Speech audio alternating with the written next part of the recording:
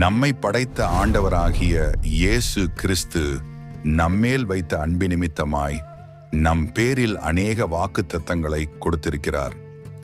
அவை அனைத்தையும் அவர் நிறைவேற்றுவார்.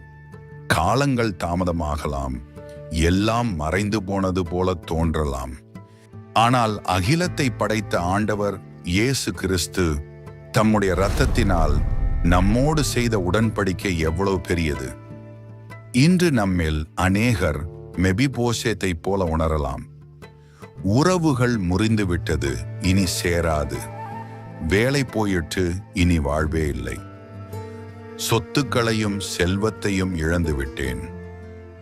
என் சூழ்நிலை எனக்கு எதிராக கையெழுத்து போடப்பட்டு விட்டது.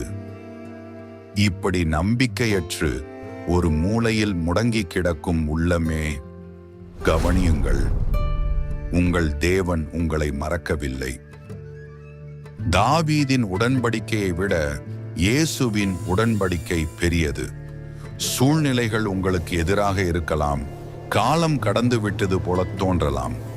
ஆனால் தேவன் சொல்லுகிறார், குறித்த காலத்திற்கு தரிசனம் இன்னும் வைக்கப்பட்டிருக்கிறது.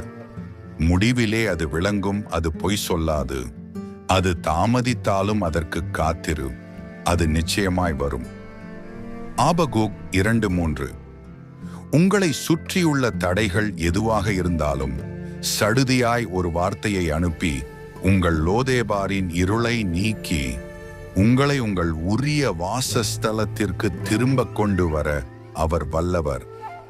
இழந்து போன ஆசீர்வாதங்களை மீண்டும் பெற்றுக்கொள்ள நாம் செய்ய வேண்டியது 2 காரியங்கள். விசுவாசம்.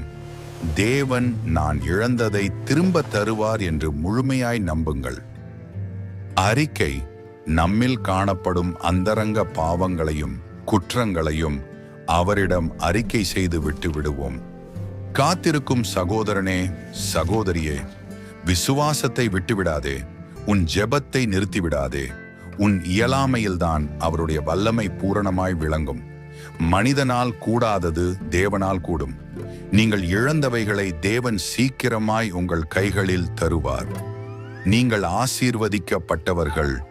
லோதேபார் உங்கள் முகவரி அல்ல, ராஜாவின் பந்தியே உங்கள் சிம்மாசனம். தேவன் உங்களை ஆசீர்வதிப்பாராக. ஆமேன்.